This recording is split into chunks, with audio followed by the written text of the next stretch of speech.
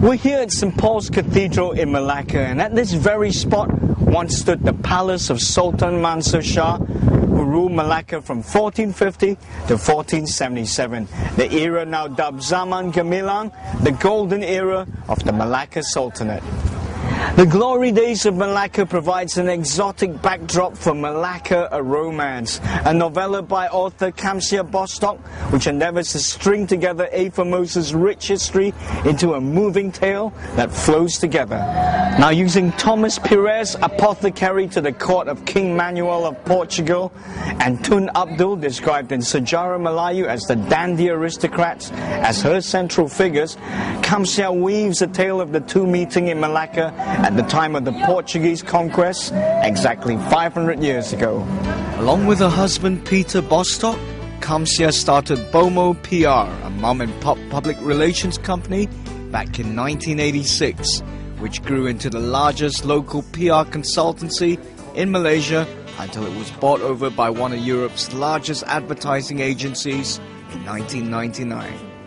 After a period of retirement, travel and cruising, Kamsiah started reading about 15th century Malacca in 2003, and so began her love affair with the historical old city.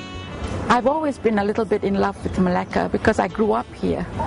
And believe it or not, 50 years ago, there was still, you could feel the breeze. I walked on the seawall from my school back home every afternoon.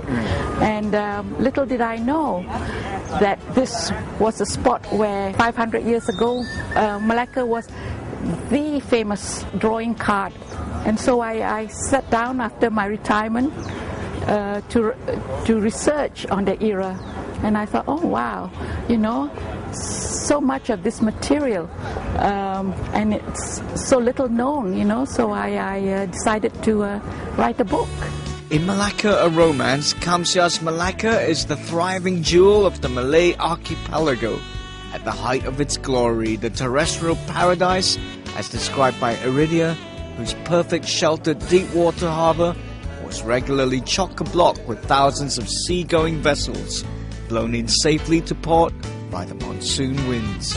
It was reported that at the height of Malacca's glory, there were 2,000 ships out there, compared to 800 in Venice, which was the other maritime power about the same time as Malacca.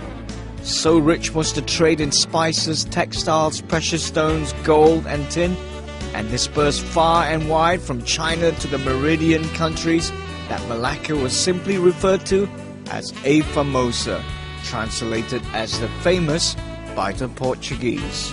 Well, Malacca was known as the Emporium of the East because all the ships from the Malay archipelago, ships from India, junks from China, they all gathered in Malacca. And the trade in spices, textiles, gold, tin, everything, it just was dispersed from Malacca port. It's just the tremendous trade, that actually was its downfall, because the Portuguese were so attracted by the wealth of the spices that they came out here, and as they say, that the rest is history. Writing Malacca, a Romance, turned out to be a real labour of love for Kamsiah, one that involved 7 years of research, a monumental amount of painstaking work. But it was research interrupters. I carried on with my life and in between. And I enjoyed reading around the subject. So much so my husband said, I thought you were writing a book, why are you just reading? And then a couple of years ago, I woke up to the fact that the 2011, it's around the corner. Why don't I piggyback on the 500th anniversary? It's kind of perverse to write about the fall of Malacca, So I thought, why don't I write about the glory days of Malacca? Using Thomas Pires' Summa Oriental, some of the commentaries from Alfonso de Albuquerque, the nobleman and admiral who conquered and established the Portuguese colonial empire in Asia, as well as the Sejarah Melayu or the Malay Annals as a source material, Kamsiah set about crafting a tale of romance and intrigue set in 15th century Malacca.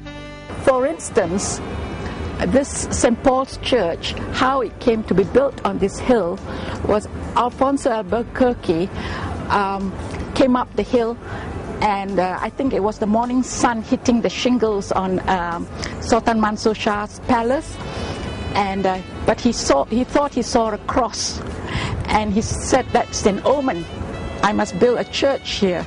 And so he burnt down Sultan Mansur Shah's palace, because of course it was a timber palace, you know. So that's why we have the church instead of Sultan Mansur Shah's palace. With Kamsiah in tow as our knowledgeable tour guide and local historian, we took in sights of relevance to the old Malacca, traces of which have unfortunately all but vanished over the years as the city became more developed. In the affable Colin Goh, manager of Badan Warisan's number 8 Heron Street Heritage and Interpretive Centre on Malacca's quaint Jalan Tun Cheng Lok, we were fortunate to bump into a local resident just as passionate and well-informed about Malacca's glory days as Kamsiah was. So Colin, I'm so glad to have run into you, because you lived on the river. I just wrote about it. And so we are on this side of the river, which is the commercial hub of Old Malacca. That's right. And this is actually where we are at, is the actual trading area here. You know, in the old days, this was a commercial hub, actually, where the traders came, traded their goods, resided until the monsoon winds came to take them home. So this is where they would have met and bargained and bartered and so on and so forth. Yes, and this place had the customs house? Yes, the customs house actually in the Sultanate period, there weren't many taxes that were collected. It was more of a percentage that was paid for the trade that was done. The customs house that probably can be referred to as being here would have been the Dutch customs house. Right, Perhaps. yeah. But the Portuguese were very impressed with the huge Dutching in the customs house. Do you remember yes. that? Yes, that's right. I do remember that. Yeah. I do remember that. The weights and measures and all that. That's right. So I wonder whether that got lost in the Fort de Lama of the island of Sumatra. Right, You know? because they never found it, they right? never found it, Yeah. that's right. With the day drawing to a close, there was just time to check out a couple of more spots of historical relevance, Tanjung Ling and the Portuguese settlement. Right, Kamsiah, so now we moved away from the city into this area which you describe in your book as being called Tanjung Ling. It sounds like a really amazing area of Malacca. Tell me a bit about it. Well, Tanjung Ling was the enclave of the very, very rich merchants. So they had the mansions and the groves and the orchards of the Arabs, the Bengalis, the Gujarati traders, and I think they would be something along the scale of this house.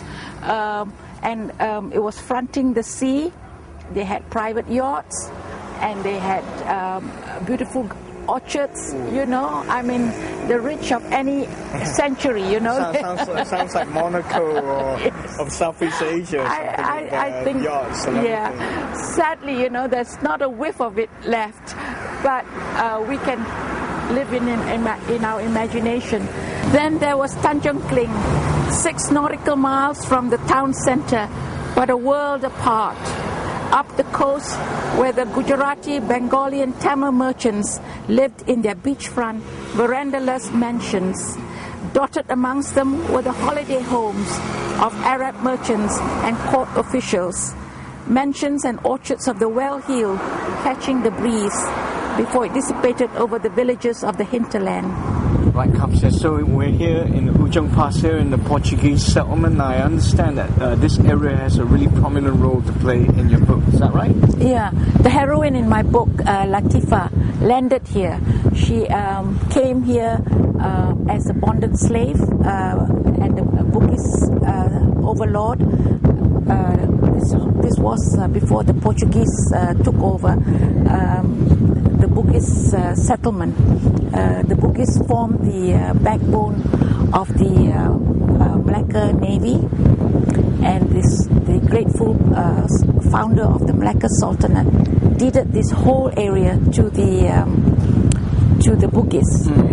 and it was described by Iridia as the most beautiful real estate in all the world, because they had the best fishing grounds, and then they had the coconut plantations, and a beautiful stream of sweet water called Air Lily, which is no more, of course. Amazing, and we just saw Jalan Iridia there as well. Yes, that's right. Yeah, definitely get the nice sea breeze. Well, I tell you what, right, Kamsiah, you know, we've been driving around Malacca all day, and one thing that's really struck me is the way that a lot of the history that you wrote about in your book has kind of either been, you know, kind of buried or built over, almost forgotten, you know. So is your book a way of kind of like evoking that nostalgia for the old Malacca, the forgotten Malacca, do you think? I hope so, Zach. I really hope so, because this doesn't come from me or from the Malays. It came from the Portuguese. They found Malacca to be of extremely fresh climate, that even though it's set in the torrid zone, the air is forever fresh, and the water is so sweet, and the hills were covered with aromatic woods. I mean, the way they described it, you know, made me think, oh my, this Malacca is so gorgeous. And I hope that comes across in the book. Today, Malacca is a bustling, thriving modern city on the up, with plenty of picturesque tourist attractions to recommend it by. But as Kamsiah's book Malacca, a Romance so vividly depicts, a Formosa's rich and fascinating history is one that is definitely well worth exploring in greater detail.